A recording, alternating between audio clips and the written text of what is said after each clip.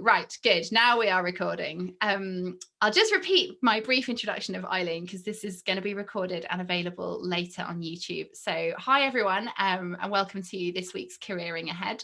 My guest this week is Eileen Harte, who is the commercial director of Kieth Harte Bloodstock. She's an amazing businesswoman, an investor, pinhooker. She's got a long and very stellar career in the bloodstock industry. She's also does a lot of mentoring in the racing industry and really is doing a lot with young people. So we're going to chat about that this evening. I know this evening Careers in Racing have promoted this for us, so thank you very much, and do feel free to share this around. It is being recorded. You can catch up on all the previous interviews on the Women in Racing website. So we've previously had Anna Marie Phelps who's the chair of the BHA. Last week I chatted to Anna Kessel, who's from the Daily Telegraph. She runs Telegraph Women's Sport, amazing journalist, and there's plenty more besides Amy Murphy and Vanessa Binney-Ryle from At the Races as well. So do catch up on those if you haven't watched them already. If you have any questions this evening for Eileen, we would love to have them. Use the Q&A box or the chat box. Either of those will come through to me. I'll be monitoring those on the way through. So if you do have any burning questions, then just pop them in. We really love to make this kind of as interactive as we can and to hear from you guys and to kind of see what you think about things. So do pop your questions in. But we'll get cracking. Eileen, thanks for joining us. I was just going to kick off. You've had, as I said, a long career in the bloodstock industry. How did you get started? Well, thank you for that very nice introduction, Naomi. I don't know if I can live up to that, but I'll do my best. And and also just a quick, I'm honoured to be here with all those lovely guests you've had, and I've watched them all, and they're so interesting. And Anna last week was amazing, wasn't she? She was really amazing. Yeah, she's a great guest, actually. She's a great interviewee, and she's had an amazing career for someone of her age, actually. So she was brilliant to chat to, and she's really worth watching back if people haven't seen that already. Definitely, and a hard one to follow, but I'll do my best. Oh, you're going to be great. You're going to be great. So, early years, I suppose. How did I get into it? Not the conventional route. I came from Dublin, from the city, so I wasn't. It wasn't in my in a pedigree of family of horses or anything. But my father was sporty and he loved racing, and he went to Cheltenham every year, usually on my birthday, actually. So I remember that. And he had a lot of family down in Tipperary that were horses mad. So I suppose it was in the genes somewhere. And I just shouted and screamed to ride horses when I was about 8 or 10, I think, quite late. And that started the bug of a lifetime.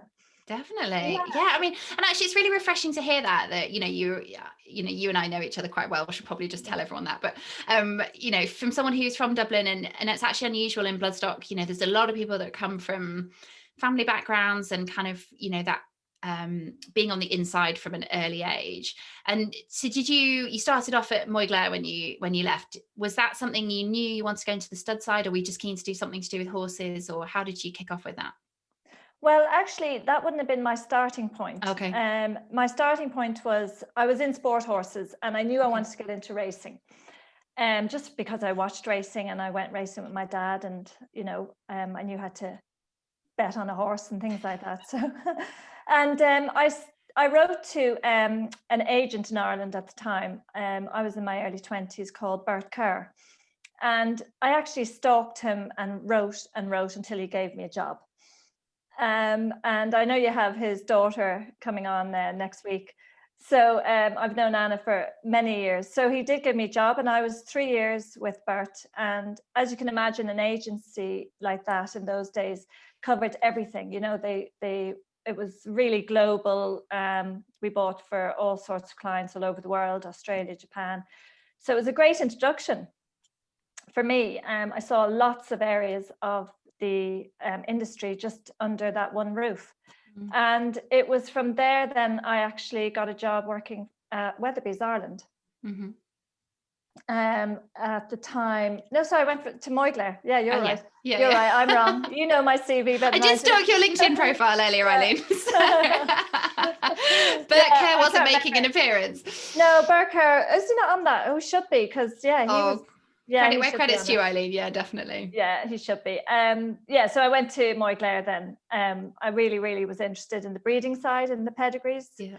And that's what, I learned a lot about that at the agency. And I was lucky enough to have, Stan Cosgrove was there and Fiona Craig, and just amazing people to learn from. And I asked a lot of questions and got, great sort of support from them. And they were great people to work with. And then I just wanted to delve more into the breeding side, and so I got a job then in Weatherby's, and I was PA to Joe Kiernan at the time, who was the chief exec at the time at Weatherby's. So another great place to learn everything, very useful. Yeah. And you said at the beginning of that, when you got your job with Bert, that you just pestered him until you kind of got there. I know that was something that Vanessa said, that she just pestered people until they gave her jobs. I think it's really interesting that quite often when you're in the early stages of your career in racing, you have to show a bit of that kind of tenacity, don't you, for kind of pushing people essentially to be like, I'm here, hello, give me a job, Did that come easily, or was that quite a long process for you? It probably took me about a year to get the job. I can't remember. It was a long time ago, but I remember that it was all done through letter writing at the time, so that was very old-fashioned. And I remember Mr. Kerr, as I called him in those days, used to send back just very very lovely letters. They were very sort of encouraging. He never said no, straight out. So he always gave me a little opening to maybe try again, in a couple of months and things like that. So I think it was, it wasn't like today you just send an email or you're on a recruitment agency and it's just no. It was a different type of process back then. Yeah. Different world, wasn't it? The days of letter writing, for sure. So you were at Moyglare and Weatherby's for a little while, and you've done a few things in your career. And tell me about how you got started with Kieth and actually running your own bloodstock company. We were both. Kieth is obviously, the sort of typical breeder. He's from a long line of breeders, and his family and his grandfather, and he always saw his father working long hours, stud hours, and he wanted to do that job, but he thought he might be able to at some point have his own business and be the manager. And so he had aspirations of that, and I was very excited about running a business myself. And really, so I think we were just lucky that we were both singing off the same hymn sheet and both wanted to do it. So we put a lot of research into it, and we would have loved to stay in Ireland, but at the time it was Celtic Tiger time. It was so expensive, even to try and find a farm that was available to lease wasn't possible. Everything was booming, so that kind of pushed us out of Ireland, I suppose. And then we did research into Keeneland. Keith had worked there. We even looked as far as Australia. Blimey. But I didn't actually really want to go that far. So, and then we got a couple of introductions. We'd both worked in England previously. Keith had been at Cheveley and Shadwell, and I had actually done my BHSAI exams over here and worked in the UK for a few years. So it kind of felt natural for us to come back here. Great. And just tell us a little bit about, because you do quite a lot of different things with your business now. We've got a few different arms to touch on, I guess. There's the kind of financial side, you've got your pin hooking, you've got breeding, obviously is the whole of itself, all the kind of broodmare side. Yeah. What was your kind of favorite area, I guess? And obviously Keith is very much from the kind of foaling broodmares stud angle. Did you know that you wanted to run the kind of business side of things? And have you always been quite an entrepreneurial person on that aspect with an interest in business, Eileen? Yeah, I suppose looking back now, I liked the setup, the business setup. I didn't know a lot about it. I did a start your own business course. I think it was like a 3-month course when I came to England. It was done through the council, I think, the local. And I loved the kind of business setup side of it and the admin, and an organized person, I think, and that fitted well for me. And then I was able to, help Kieth also on the farm because I have those skills as well. So so as a startup, it was a good mix. We had the rule very early on that he didn't cross into my domain and I didn't cross into his domain. And I was going to ask you about working with your husband later on, actually. Okay, well, I've jumped to that one. Go for your life, yeah. Yeah, it really was a conversation, a sit down, proper conversation on literally the first few weeks of starting our business. And it's remained ever since. We collaborate, obviously, but at the end of the day, I'm the office manager and he's the farm manager. So yeah, that's the way. Very clear drawing of the boundaries. Yeah.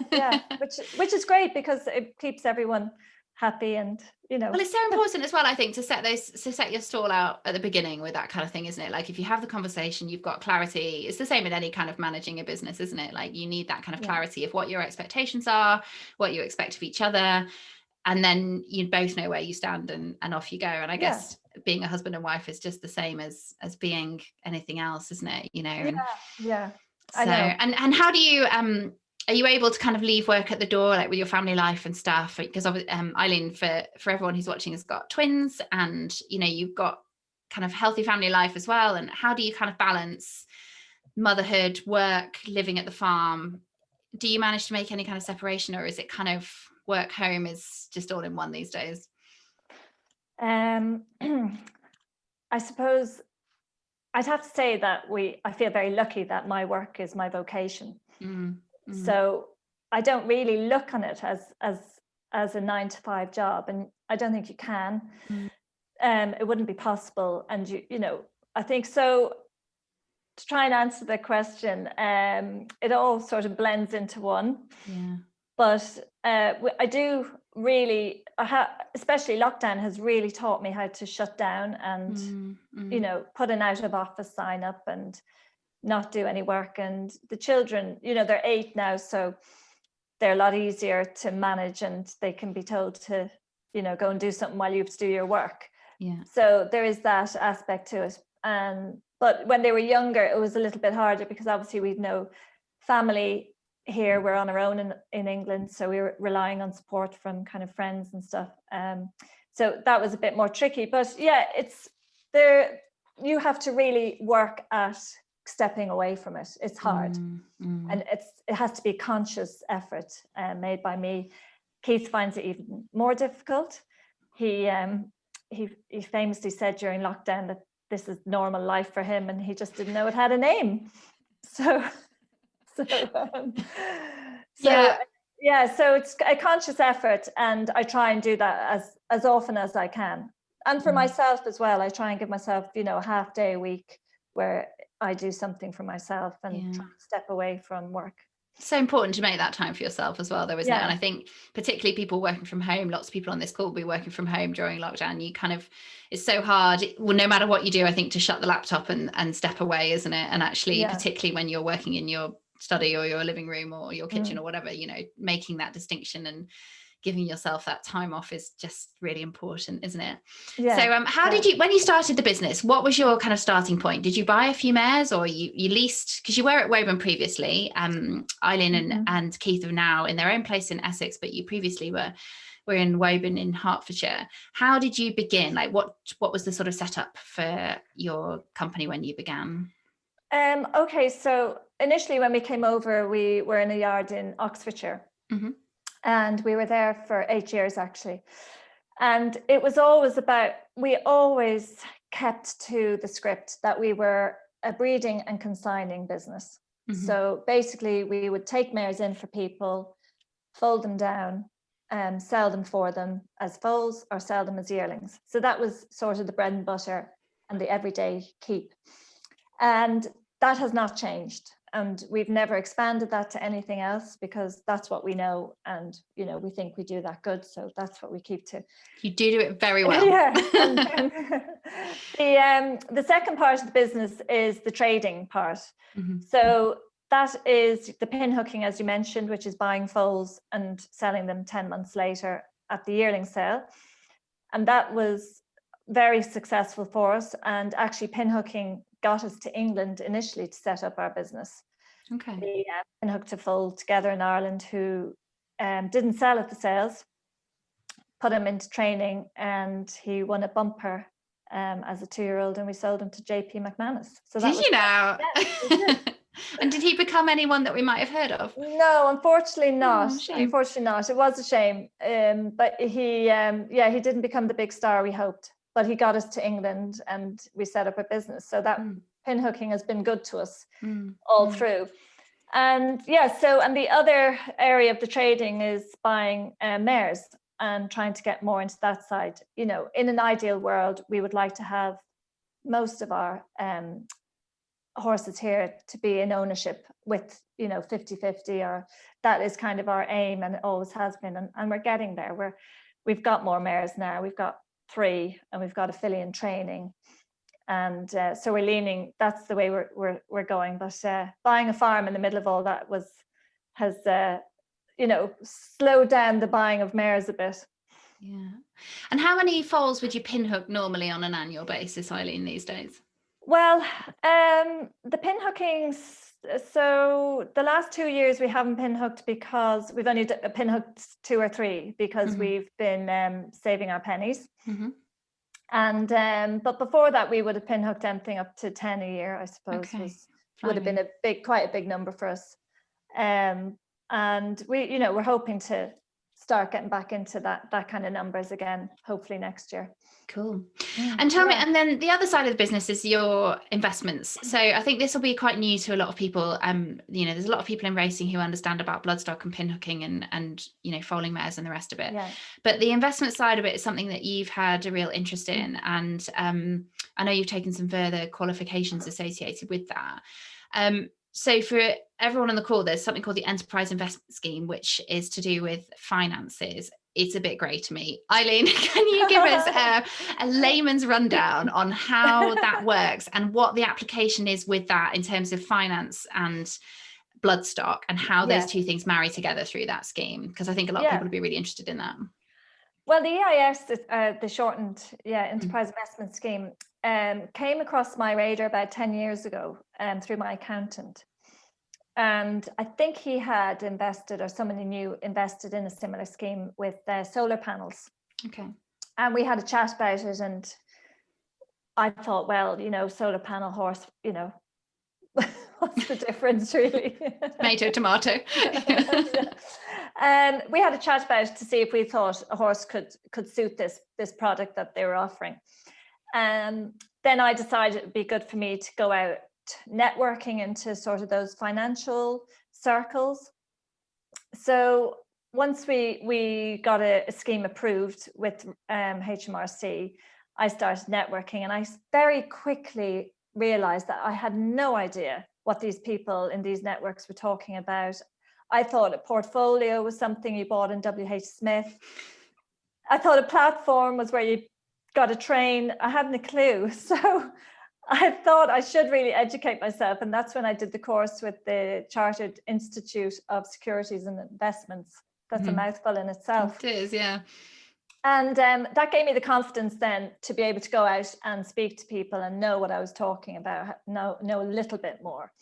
And I could nod at the right time and, and say, yes, okay. So basically what it is, it's a product that is sold, that is supported by HMRC to help small new companies get started and get on their feet.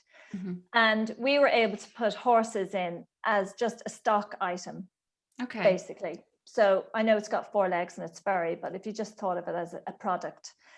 And we made a little company, we bought all these stock items that were tangible, which was different. And then we asked the investors in, and for their participation, they would get tax relief on their investment, and they would get other type of capital gains allowance. And not to go into it too much, but that's basically what the investor was getting. When I spoke to people in London and in Milton Keynes, I did a lot of that's where we were based.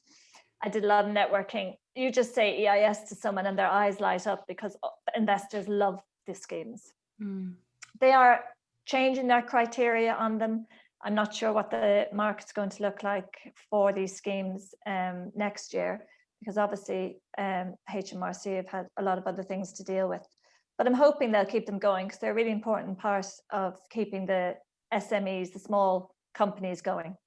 So basically, people who want to invest money would come to you and say, I'm going to put my money into your business. Doesn't matter whether you own horses or solar panels or super yachts or whatever. And then basically in return for their investment in your company, they get tax relief on their investments. Is that correct? That's exactly it. Yeah. Okay. Golly, I did okay. So you understand? Yeah, very good. Very good. And so basically that it's your line of work with that is essentially selling an interest in racehorses, but they're not actually owning a horse. They're just having it part of a fund to people in, city or whatever.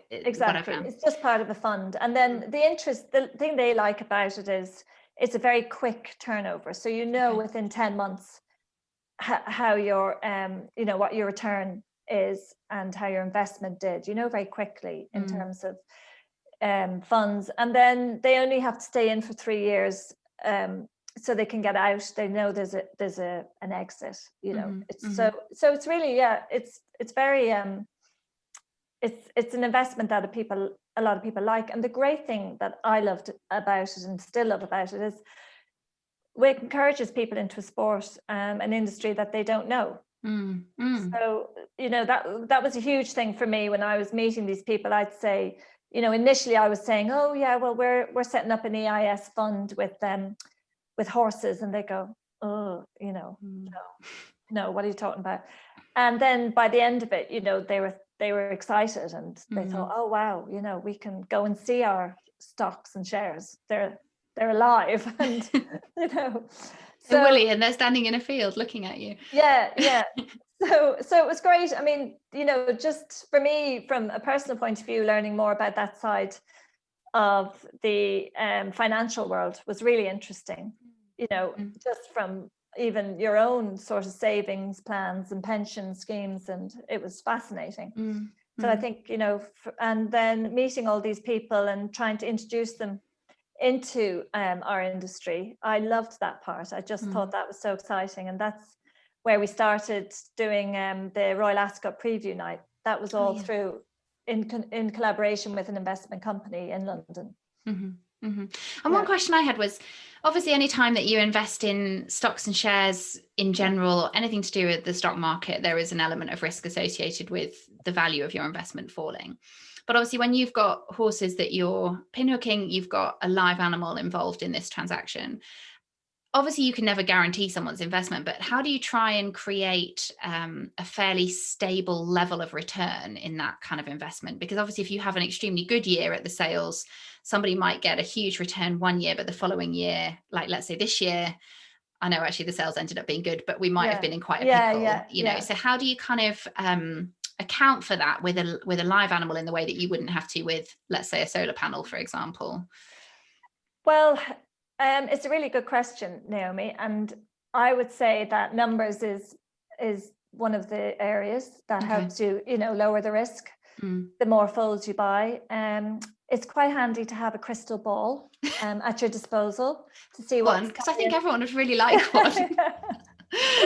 I was going to start a syndicate called the Crystal Ball Pinhooking Investment Scheme. That'd be great name. That would put a lot of confidence in people. So I think, just, Kieth has been pinhooking for over 20 years. And I suppose the experience and trying to, buy a range of foals to suit every buyer that comes to the sale, and trying to buy, not spend too much on one so it's not carrying too much risk. So there's a lot of sort of strategies that we used over the years. Some worked, some didn't work as well. But overall, I think numbers is important. It's a numbers game. That's great. And how do you obviously you're running quite a diverse, successful business. How many staff are you employing at the moment with all of that, with foaling and mares and pinhooks and yearling prep and the investment side of things? Like what's your kind of setup at home at the moment, Eileen? Well, I do all the office work and all the admin and all the marketing and all all that side, which I love. And I suppose at the peak times here, we'd have 6 staff on the farm. Okay. Then the next couple of weeks, I was just looking at my sales list. I think we've got 11 sales staff coming. So they're not farm staff, they're different. So, you're employing staff at various times of the year. Your staffing goes up quite a lot because we're quite seasonal, but I suppose peak times, six team members here would be, a couple of them maybe only part-time. So it's not a huge amount of staff we need during the year. And do a lot of your seasonal staff come from Ireland or Europe, or where do you recruit all of those from? So recruitment, I suppose, they would be kind of an ongoing challenge in the racing industry in general, isn't it? It is. So our manager, Sarah Hickey, is Irish. She's from Kerry. She's been with us 4 years, and it's great, actually. She's a great source of recruitment because she has a lot of contacts. She did the degree in the University of Limerick, the equine degree there. So she has a lot of people that she can reach out to when we're looking for staff. And we tend to use the usual lines of recruitment, careers in racing. Indeed, we find is quite good. And also just sport horse people, we're not afraid to take on girls that have been in the sport horse industry and definitely need a little bit of retraining when they come into our industry, because there are differences, but we find that works really well. Good. This question come in already, actually. Hi, Eileen. Can you tell us more about your volunteering as a Women in Racing mentor and for racing welfare? That's question 1. Oh, and then can you also tell us about the open days you host at your stud farm? Should we start with open days to begin with? How do they work and how do you find that they go? Is that to the general public, or who do you get in for those? And what do you feel the benefits are of doing those open days for you? The open days, I will tell you how they started. They started as how did I called it something like borrow some neighbors. Our problem was we were prepping yearlings in a very quiet farm in Oxfordshire, and they hadn't seen any other humans except me, Kieth, and maybe one other for days and days, weeks and weeks and months. And we used to just borrow some neighbors and friends and people we met in the pub and say, can you come up next Sunday morning? We're going to parade a few horses because we want them to have their freak outs here before we bring them to the sales. Because actually Tattersalls quite overwhelming when you're used to like a quiet little Oxfordshire farm with no one there, isn't it? Exactly. So that's actually how they started. And so we used to just get a few friends and neighbors in, and then we started having, let's have a cup of tea and a bun, and then let's have a glass of champagne and a sandwich. And it went on from there, and then it kind of grew and grew. And I suppose when I started the investment companies, the IS companies, it was a great way to bring people in and talk about those companies and showcase what we do. And it's much easier to explain to people when they're there and you've got the horses in front of you. And then they were meeting, other horsey people and non-horsey people in that same room. So it was a great way to talk to each other. And also, really importantly, is for our staff to show off what they had done and been working on all year. So it was always a highlight, the events of their kind of year, because they were able to show what they had been doing and how they could produce the horses. And they got to go around and meet everybody and meet the investors and show that, be asked questions. It was all, I always made it very clear that, don't ask myself and Kieth about these horses. But, Sarah and her girls, they know them inside out. They can tell you what time they like their scratches out, what time they like their hay, what time they wake up, what time they go to sleep. So that was brilliant. Yeah, brilliant. And just a couple of things off that. So obviously with the investments and the city side of things, the networking seems to be very important with that. I know from conversations you and I have had previously, you're often bobbing into London to go and do presentations at investment funds and all sorts of things.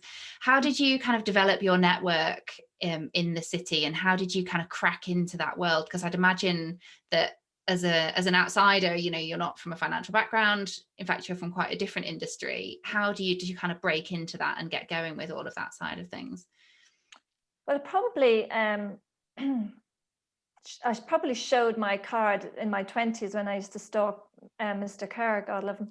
So I probably similarly, I you know, just got into some business network events, you know, the ones you have to pay for your breakfast, and I went up to a few of those, and you know, had a massive imposter syndrome written all over me, but just kept going, and it kept getting easier. And I have to say that during this time I was being coached as well, and I was doing business training weekly at the time, and part of the training was networking and you know, showing up on LinkedIn and you know, being active. So that helped me and gave me great confidence.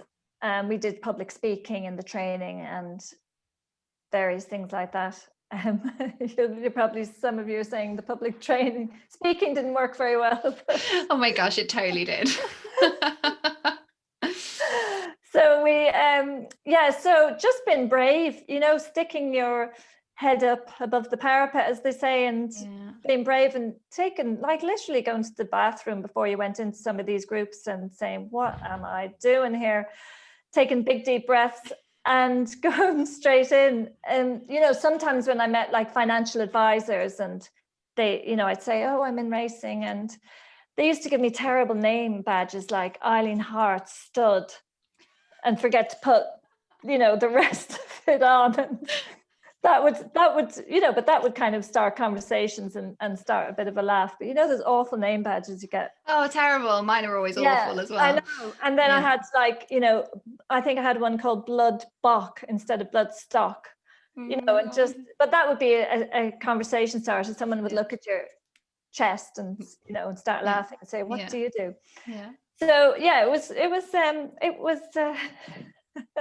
I suppose just being brave and going in there, and you know, eventually then you get someone who actually says, oh, really?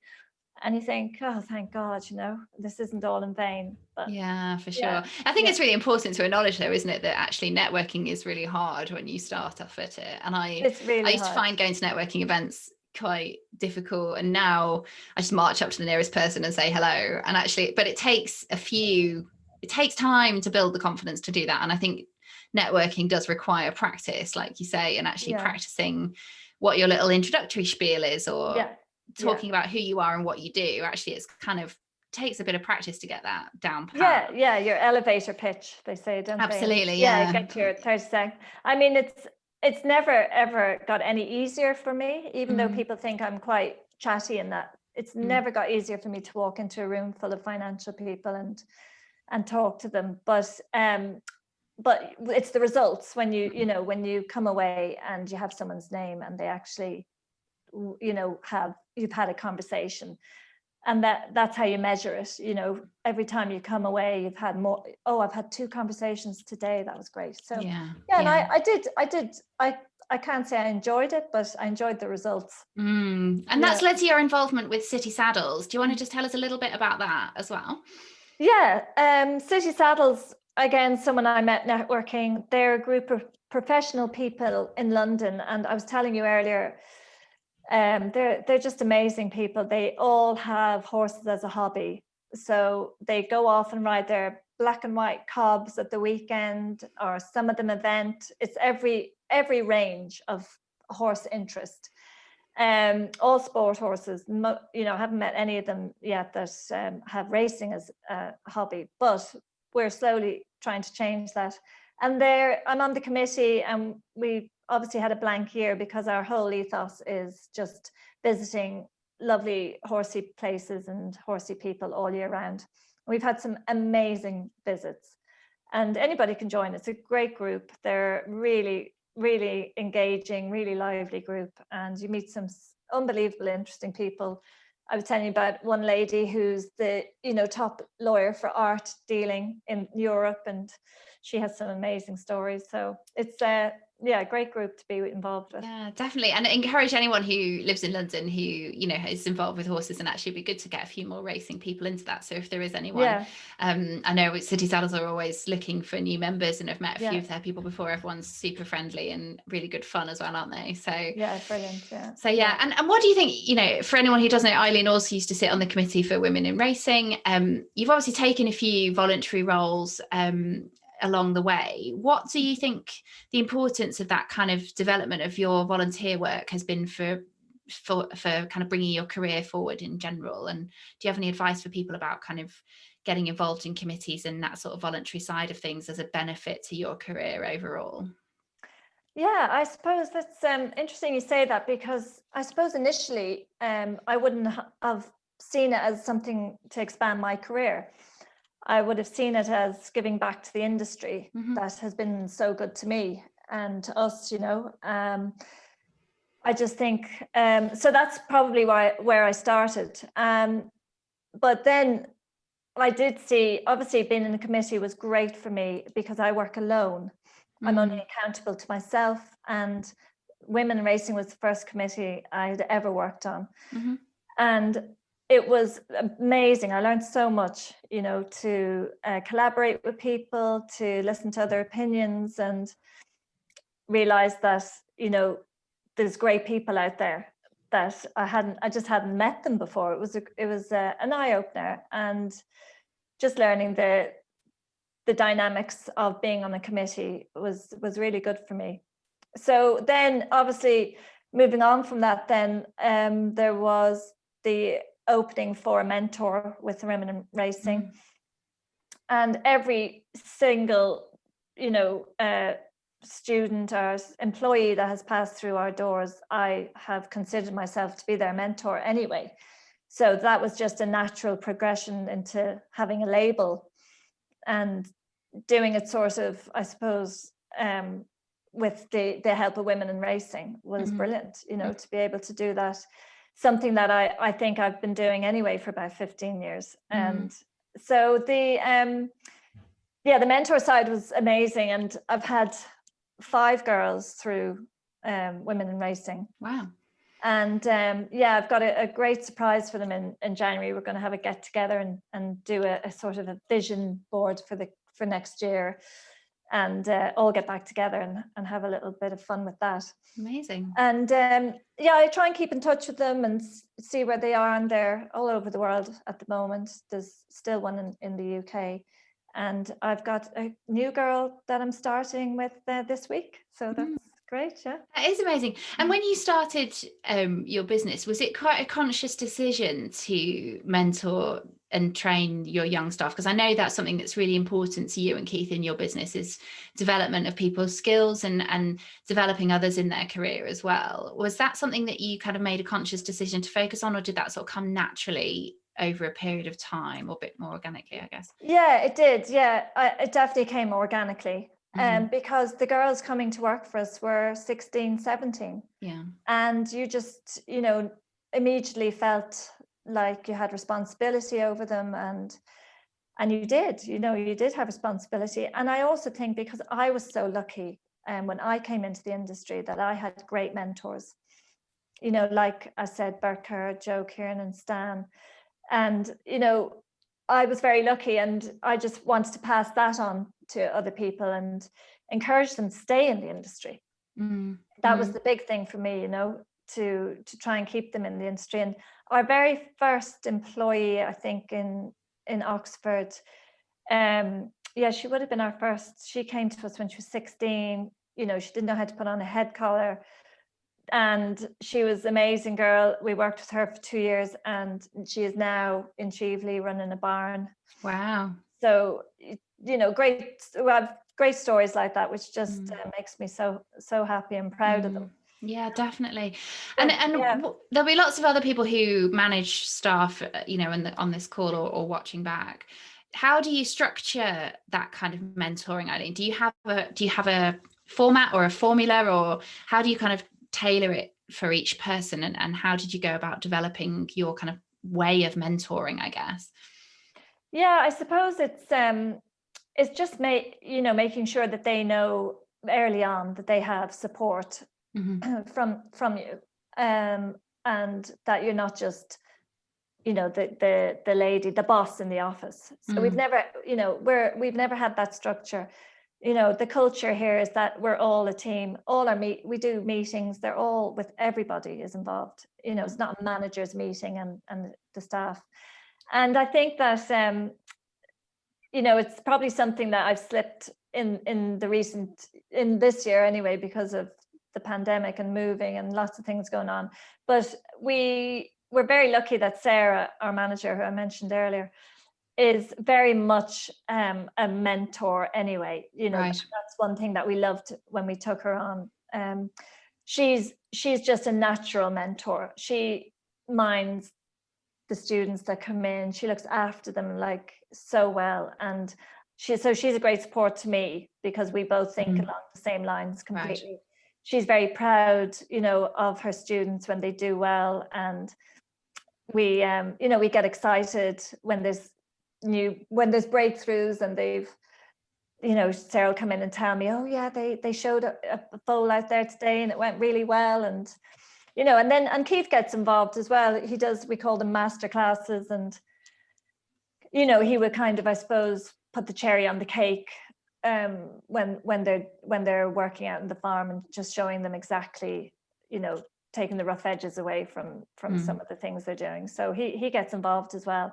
I should mention him, really. He's quite yeah, I mean, he's just in the background. Yeah. So it's brilliant though. And actually, and how do you because I guess one of the other things is, I know Richard Branson always says you should train your staff so well that they're good enough to leave, and treat them so well that they don't. Like, have you had a lot of turnover, or have you had a lot of people staying with you for a long time? Is that investment in people's mentoring? Obviously you mentioned some of your staff go on to kind of really amazing careers, but have you had a lot of loyalty as a result of that mentoring as well, and the time that you've invested with people? Well, I'd like to say that I have the exact same criteria as Richard Branson. Great minds, Eileen. Great lines. Yeah, but not quite the pockets or the. But anyway, we are completely of the mindset that they're just passing through. Okay. And we want them to be able to go to their next role. And the manager, we had a girl go to Lane's End, and the manager was able to ring us and say, wow, she's great, thanks a million. And that's sort of where we want to be. We want to be able, a little bit like apprentices that go through training yards, and they become known, like the Baldings obviously become known for producing good apprentices. We really want to become known for producing good staff. So everyone that applies here and gets a role here, we think that this is just a stepping stone for them to go on to bigger things. But that's an amazing mindset to develop in its own right, because actually the importance of places like that cannot be overestimated, I don't think, because actually so many places would take an opposite attitude of, what's the point in spending time on these people because they're only going to leave? And actually that then leads to that kind of unhealthy lack of investment in your staff in the early stages, whereas you view that with a very positive mentality, and that's flipped on its head in a way to give you your own niche, to say, oh yes, well, we're known for training people really well. And actually it's such a brilliant reframing of that, I think, Eileen, as well. Well, thank you, Naomi. Yeah, I mean, I thought everybody did it this way, but I think it just gives us it just gives us so much more rewards for what we do, if we can pass them on. And I think Sarah, she really loves that side of the job, and that's probably why she came to us as well, because she knew we did that. And then I'm working now closely with the National Stud with their education program, and that's really exciting, because we always have some National Stud students here, but to be able to be a bit more involved with that is really exciting. That is really exciting. We've got a few questions coming in as well. So Debbie says, what are the costs of investment shares in the enterprise scheme? How much have you got, Debbie? I guess, is that quite open-ended? Like, can people put in anything from, is there a minimum figure? No, not really. Okay. I mean, people, to give you an idea, people normally start at around 5,000, but we've taken lower, and, you know, if someone's keen to be involved and they're new to the industry, and, you know, we're very, very happy to take lower, and we, you know, I think they certainly learn a lot along during the investment, because we keep them informed, and we have a lovely newsletter that goes out, and they know every step of the investment. They know everything we're doing, and so it's actually, that's quite, I mean, it's 5,000 is accessible to people who want to invest money. You know, there'll be some things that you have to put in a minimum of, say, I don't know, 50 grand or something, which is a huge lump sum of money. But if someone's inherited some money, or they've had a good bonus, or, you know, they've got some money to invest, then it's accessible to people to go to that, isn't it? Which is really nice. Catherine's asked, how do you manage to network during lockdown and COVID?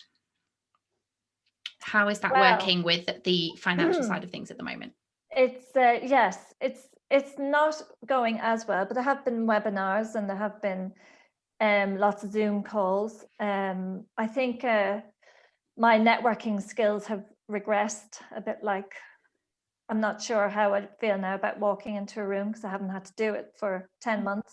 Mm-hmm. So I'll have to pick myself up and dust off next spring, hopefully, when we're all open up again. I'm not sure, but for anyone that's interested in the business side of things, do you have any recommendations of particular networks that you have found to be good, that you've joined in London or anywhere else for that matter, particularly for sort of women in business or that side of things? I suppose there's different ones that I've joined, and Business Link are good. They're really it's a good mix of people in the room, because you have to be careful. I joined one group, and it was all contractors and builders, and that was a bit, that was a mistake. It wasn't quite what I was looking for. So you have to find out. You can get a list normally of attendees and what type of people are going to be in the room, and that's the most important thing. Fine. Business Link were good. The Curry Club is good. They're all over the country, so they are in every major town. As far as I know, they're definitely. I've been to London and to Milton Keynes. I'm trying to think now of other ones. There's if you think of any, we can, and you want to come back to us, we can always put some out afterwards as well. So it's hard. It's on the spot. On the spot, yes. Sorry. And Nicola's asked, what's the biggest challenge you've had to overcome running your own business, and did it work out okay? I think I know who that is. The biggest challenge. Well, probably working with your husband, to be honest. That's a very honest answer, to be fair. Yeah. Working with your husband and trying to run a family and a household, and that would be, a sort of more a personal challenge, I suppose. Other challenges, golly, I don't know really. Obviously I've touched on the working with your husband one, which I suppose it's like any business. It's good to have those boundaries and to sit down and set them out. But other challenges, I suppose the networking, just being brave and going in there, and that's paid off. Definitely. Yeah. She's not going to be happy with that answer. Oh, well, that's very cryptic, but I'm sure hopefully, Nicola, that is a good answer to the question you were asking. If anyone else has any final questions, we've got just a few minutes left. Do just pop them in the Q&A for me. And what was I going to ask you? Let me have a look through my list. Yeah, I mean, we pretty much covered everything. So I was just going to say, the other question I was going to ask you, that was it, was about post-pandemic sales. And obviously this year we've had a very different experience in the bloodstock industry in general.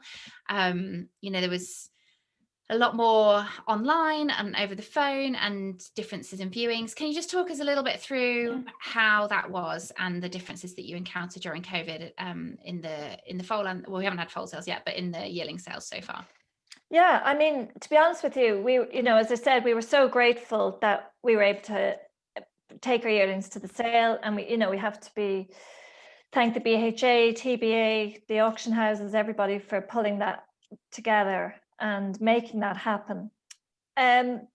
People just became so proactive with their communication and their media, and so that was a huge help. Everybody, including us, we just had to up our game, and the auction houses then did a lot of work on their online bidding.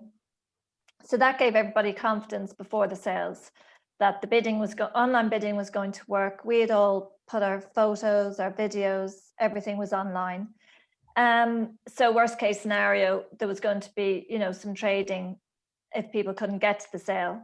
But in the end, everyone was able to get to the sale. So it worked out perfectly. I know there was online bidding and horses bought through that. So that's great, and great for the future. And yeah, overall, I think we were just really blown away with the fact that people came and traded, and trade was good. And hopefully it gives people confidence now for the foal sales and for the racing year next year.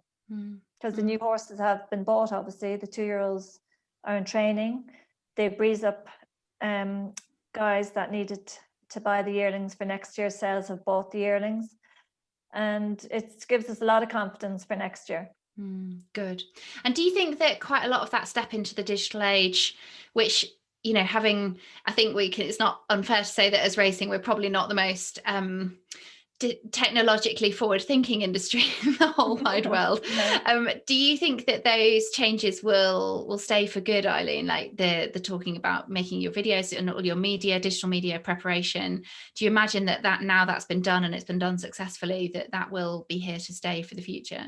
Yeah, definitely. I think that's a huge positive for our industry, that we were forced to do it, and to, we have a couple of fillies in training, and the communication with the trainers was improved, because, and everybody, and so everyone's in that kind of new system now, and they've got it in place. And as I said, including us, we had to work on our videos and where to take them and photos, and just be a bit more professional about it. And I think that's going to be a huge bonus for next year. Yeah, it's really good. Really good. Yeah. Well, thank you very much, Eileen. It's been such a pleasure to chat. And okay. Yeah, I hope everybody has learned some stuff and really benefited from this conversation. It's so insightful to chat to you, Eileen. Thank you. Debbie is saying thank you from across the pond. Debbie, thank you so much for joining us. We don't very often get American visitors, but that is lovely to have you with us.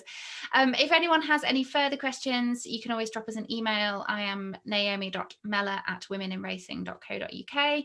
You can find us online. We're on all the socials, so do just DM us whichever platform you choose. This video will be up for repeat watching on YouTube within the next few days, so if anyone couldn't make it this evening and would like to watch, then do feel free to send it on. Next week, my guest, as Eileen briefly alluded to, is Anna Kerr from the National Stud, daughter of Eileen's first boss, so we've got a nice kind of lead on from this week to next. We'll be chatting a little bit more about her career as well, so do join us then. Details will be out very soon, and we will email out the link to all members, and we'll do some promotion. If you do feel like sharing anything that you see social media wise, we would love that, and we want to try and get these out to as many people as we can. But yes, thanks everyone for joining us, and we will see you soon. Bye, Eileen. Bye. Thanks, Naomi.